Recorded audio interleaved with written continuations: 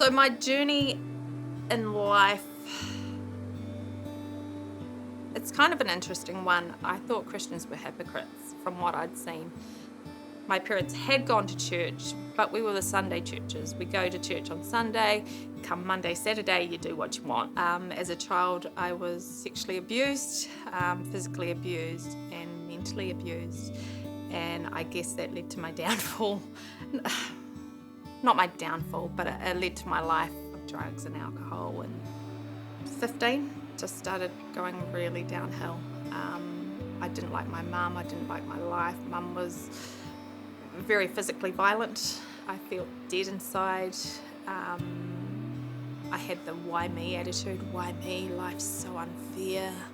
Even though I wasn't a Christian then, I can still see God's hand on that part of my life where I got offered meth, and in my head, I went, yeah, I'll take it. And the drug dealer that offered it to me said, one puff and you'll be addicted. And I thought, no, I'm addicted to too much already, man. I can't have meth as well. And that's literally the only drug I didn't experiment with.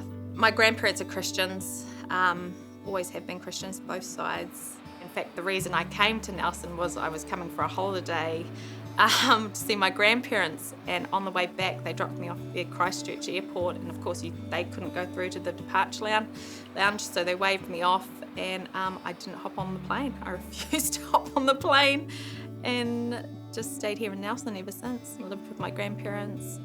I ended up having a child at 18. I married my son's dad at the time, at 23 I think I was, and then we broke up probably 3 months after we got married. Before my ute was actually repoed, I was driving around, and it was out in road caves, and I saw there was a police officer on the corner of the road, and I thought, no way will he see that I'm out on road caves. Blow me down. He ran after my car. He was walking on the side of the road, and I came around the corner and he started running to his car and pulled me up. I was fine with rego and warrant, great, but because I was 8,000 kilometres out on my road case, it was a $4,000 fine. So I went and got community service for it, and even then God's hand of favour was upon that. I ended up getting 40 hours community service for $4,000, which I thought was a rather good pay rate. And at the community service place, they said you can either go to this church in Arafai, or you can go to what we call Hera School, which is out on the outskirts of Nelson. And I thought, well, I'm going to the school. I'll do my community service at school. There is no way I am going to a church to do community service. Wow. The bus just turned into the church as we were going past. It was just, I couldn't believe it. I'd parked up, I was out, I was talking to the pastor about doing community service, and thought, what am I doing? Like, get back in the bus, woman. It's just, what are you doing? You don't want to be here. And they said, yeah, you can do community service here. And I actually cleaned every wall in that church, every spot I got the ladders out and I just cleaned every wall. And they said I was one of the happiest cleaners. I like to whistle as I clean and sing and stuff. And one day I went to the receptionist and I said to her, what would happen if I wanted to come along to the church and see, you know, what's happening and what's up? And she just said, that's funny you said that, because the pastor just came to me 5 minutes ago and said he thought you were here for a different reason. And I went, oh, okay. Well, how do I come to church? And she said, you just turn up at 10 o'clock. You just turn up and come in. And there started my journey. Still smoked pot, still drunk on weekends. You know, I know some people get delivered, but that wasn't my story. That wasn't my journey. I still had all the abuse and trauma from the past. And in a way, I still have to work through parts of that. But they just continued to accept me. It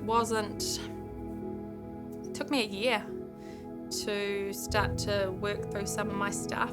And even then, they just put me in positions, not of leadership, but areas where I could serve, where I felt like I had purpose. And then I met Jesus. Met the church, and then I met Jesus. And it's one of those experiences, I guess, you don't forget.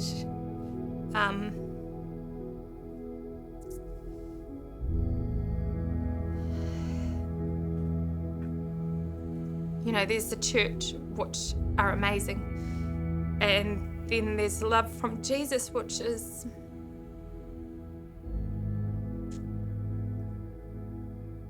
like, you can't even explain it. I love in the Bible where it says, you know, you need the power to understand his love. Like, you can't, when you've been so broken and told you're worthless, his love, it just, you can't even imagine it until I guess you've experienced it. Within a month, I was off marijuana. Like, I was just straight off marijuana. It was amazing. So I started turning to alcohol, and every time I had a drink, I would just hear this voice, tip it down the sink, just tip it down the sink. So I'd take a couple of sips, and then I'd tip it down the sink.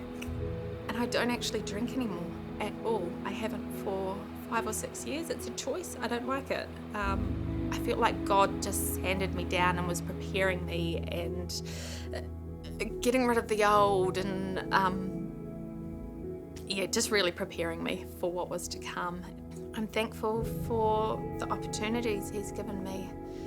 I'm thankful that he's just always there, no matter what, no matter when, you know, when I'm being a toe rag or having a little tantrum. He's still holding my hand. He's still there with me.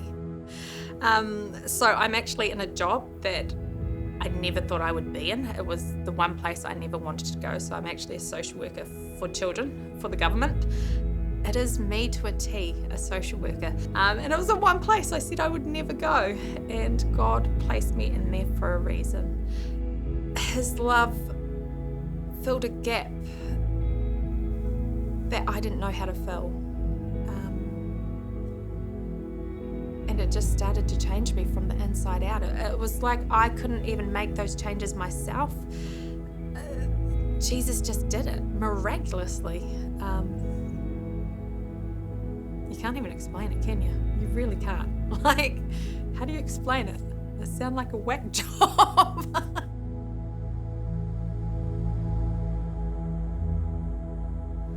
I hope you experienced the love of Jesus as you watched this video.